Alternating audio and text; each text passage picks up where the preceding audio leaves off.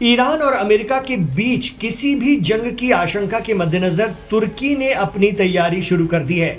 अगर आप ये सोच रहे हैं कि तुर्की अमेरिका के खिलाफ ईरान की मदद करने जा रहा है तो ऐसा फिलहाल नहीं है। युद्ध होता है तो ईरान को अपनी लड़ाई अकेले ही लड़ना पड़ेगा, शायद ही उसका कोई खुलकर साथ दे, और ये बात ईरान अच्छी तरह जानता है।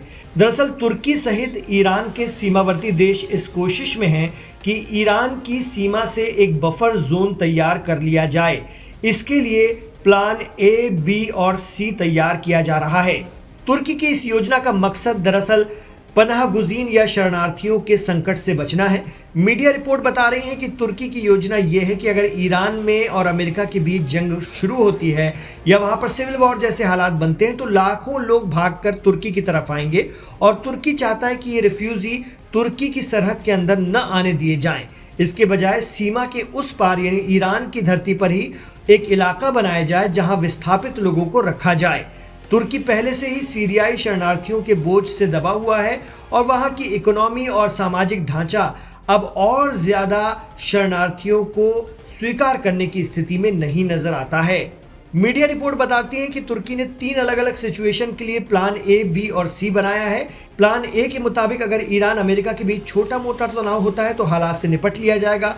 प्लान बी कहता है कि अगर अमेरिका ईरान पर हमला करता है और युद्ध होता है तो फिर उस स्थिति में कैसे निपटना है। और प्लान सी यानी अगर ईरान में मुकम्मल जंग छिड़ जाती है या फिर सत्ता के खिलाफ बड़ा विद्रोह होता है तो अराजकता फैल जाए तो उस स्थिति में कैसे निपटा जाए। कहा जा रहा है कि तुर्की के प्रेसिडेंट रजब तैयब एर्दोगान ने सीरिया में भी यही रणनीति अपनाई थी। जब सीरिया में तुर्की समर्थित HTS के लड़ाके बशर अल असद की सरकार पलटने आगे बढ़ रहे थे और कत्लो गारत हो रही थी, तो तुर्की ने अपनी सीमा की सुरक्षा के लिए उत्तरी सीरिया में घुसकर एक सुरक्षित क्षेत्र बना दिया था। लेकिन जिस तरह सीरिया से आए लाखों लोगों ने तुर्की की डेमोग्राफी पर असर डाला, वैसा ही ईरान के मामले में न हो, इसके लिए पहले से तैयारी में लग गया है तुर्की।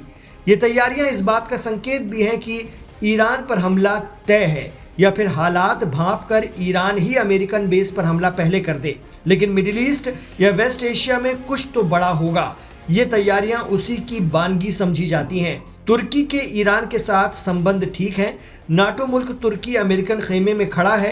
एक्सपर्ट कहते हैं कि अगर तुर्की और ईरान मिल जाएं तो मिडिल ईस्ट का शक्ति संतुलन ही बदल कर रख दें।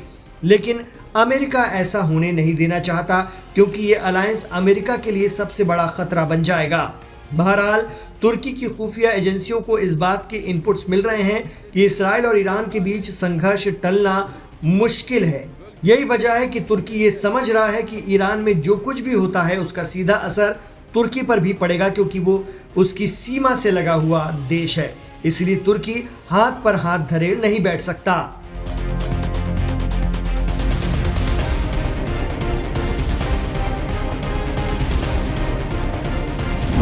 أنا سأكشف لكم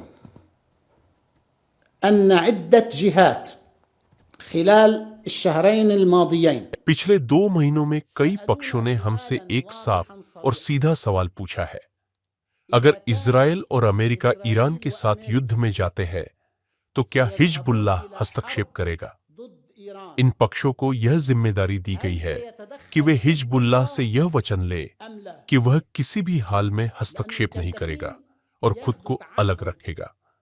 वे हमसे यह प्रतिबद्धता क्यों मांग रहे हैं? क्योंकि वे अपने विकल्पों पर विचार कर रहे हैं।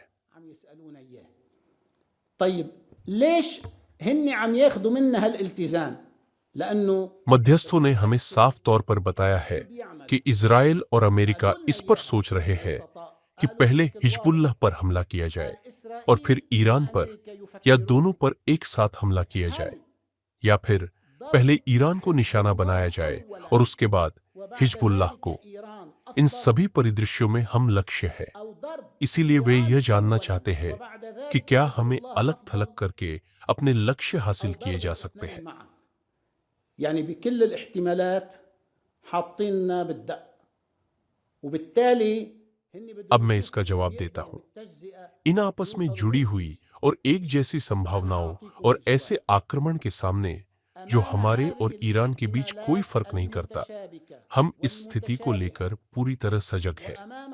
हम संभावित आक्रमण के लक्ष्य हैं और अपने बचाव के लिए पूरी तरह प्रतिबद्ध है। सही समय आने पर हम ये तय करेंगे कि कैसे प्रतिक्रिया देनी है, हस्तक्षेप करना है या नहीं, और यदि करना है तो हालात के अनुपात में। सनख्तारु फी वक्तिहा कैफ नतसर्रफ। लेकिन एक बात बिल्कुल साफ है, हम तटस्थ नहीं हैं। जब ट्रंप या कोई और ईरान के सर्वोच्च नेता आयतुल्लाह अली खामेनेई को मारने की धमकी देता है, तो असल में वह लाखों नहीं बल्कि करोड़ों लोगों को धमकी दे रहा होता है, क्योंकि वह उनके नेता को धमकी दे रहा है। इस तरह की धमकी को नजरअंदाज नहीं किया जा सकता। हमारे ईमान, हमारे विश्वास और हमारे कर्तव्य के आधार पर यह हमारी सामूहिक जिम्मेदारी है कि हम इस खतरे का सामना करें। हम इस हत्या की धमकी का मुकाबला करने के लिए हर जरूरी कदम उठाने के लिए प्रतिबद्ध है, क्योंकि ऐसा कृत्य पूरे क्षेत्र और दुनिया को अस्थिर कर देगा। ऐसा इसलिए होगा क्योंकि वली ए फकीह से जुड़े करोड़ों आस्थावान और समर्थक पूरी दुनिया में मौजूद है। أن نقوم بكل الإجراءات والاستعدادات لمواجهة هذا التهديد. الاغتيال لا سمح الله هو اغتيال. हम इस खतरे का सामना करने के लिए पूरी तरह दृढ़ संकल्पित है। हम इसे अपने खिलाफ भी निर्देशित मानते हैं और इस चुनौती से निपटने के लिए जो भी कदम हमें उचित लगेंगे उठाने का हमें पूरा अधिकार है। نحن معنيون بمواجهة هذا التهديد ونعتبر أنه موجه إلينا أيضا، ولنا كل الصلاحية أن نفعل ما نراه مناسبا حتى نواجه هذا التحدي.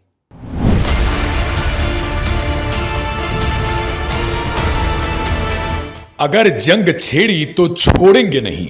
अमेरिका की तरफ से जैसे जैसे जंग के जहाज मिडिल ईस्ट की ओर बढ़ रहे हैं, ईरान ने साफ कर दिया है कि वह न तो घबराया है और न ही इससे अनजान है। तेहरान बहुत पहले से अमेरिका की चाल को भांप चुका है और अब वह चील की तरह नजर गड़ाए बैठा है। इस बार चेतावनी शब्दों में नहीं है बल्कि तस्वीरों में दी गई है। ईरान की रिवॉल्यूशनरी गार्ड यानी IRGC ने एक AI जनरेटेड वीडियो जारी किया है जिसमें अमेरिकी aircraft carrier USS Abraham Lincoln को सीधे निशाने पर दिखाया गया है। वीडियो में ड्रोन स्टाइल कैमरा अमेरिकी युद्धपोत के ऊपर चक्कर लगाता है, मानो यह बताने की कोशिश हो कि ईरान की निगाह में अब कुछ भी छिपा नहीं है। वीडियो में आगे एक हाइपरसोनिक मिसाइल लॉन्च होती दिखाई देती है जो समुद्र में मौजूद USS अब्राहम लिंकन को चीरती हुई 2 टुकड़ों में बांट देती है। आग, धमाके और उड़ते हुए फाइटर जेट्स, ये सब कुछ एक सिमुलेशन है, लेकिन संदेश बिल्कुल असली है। ईरान का साफ कहना है कि अगर हमला हुआ तो जवाब सिर्फ जवाब नहीं होगा बल्कि पूरी जंग होगी। IRGC का दावा है कि यह कोई मौजूदा ऑपरेशन नहीं है बल्कि एक चेतावनी है, एक संकेत कि ईरान पूरी तरह तैयार है। IRGC प्रमुख जनरल मोहम्मद पाकपुर ने भी बयान देकर इस संदेश को और तेज कर दिया है। उनका कहना है कि ईरानी फौज पहले से कहीं ज्यादा तैयार है, उंगली ट्रिगर पर है और सुप्रीम लीडर के किसी भी आदेश को लागू करने में 1 सेकंड की देरी नहीं होगी। ईरान ने अमेरिका और इस्राइल दोनों को आगाह किया है, किसी भी गलत अंदाजे की कीमत बहुत भारी पड़ेगी। तेहरान का साफ कहना है, गलती से भी हमला मत करना। इसी बीच अमेरिका ने भी अपनी सैन्य मौजूदगी बढ़ा दी है। USS अब्राहम लिंकन समेत कई युद्धपोत, गाइडेड मिसाइल डिस्ट्रॉयर और air defence system middle east की ओर भेजे जा चुके हैं।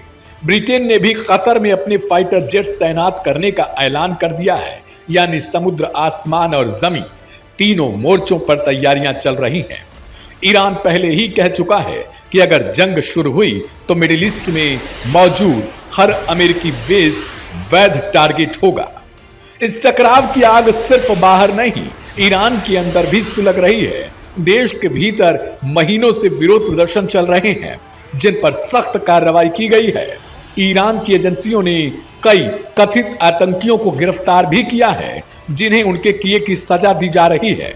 मानवाधिकार संगठनों के मुताबिक सैकड़ों लोग ईरान में मारे गए, हजारों गिरफ्तार हुए। अमेरिका और इसराइल खुले तौर पर इन प्रदर्शनों के समर्थन में खड़े हुए, जबकि ईरान इसे अंदरूनी मामलों में दखल और साजिश बता रहा है। इसी तनाव के बीच खबरें आई हैं कि ईरान के सुप्रीम लीडर को भी अब एक सुरक्षित जगह पर रखा गया है, जहां से वे सीधे तौर पर इस पूरे मामले की मॉनिटरिंग करेंगे।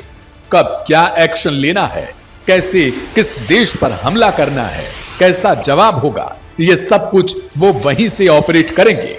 यानी तस्वीर साफ है, यह सिर्फ एक वीडियो नहीं बल्कि एक चेतावनी है। ईरान अमेरिका को यह जता चुका है कि वह डर में नहीं, तैयारी में है। अगर जंग हुई तो वह अचानक नहीं होगी, बल्कि पहले से देखी, समझी और सोची गई होगी।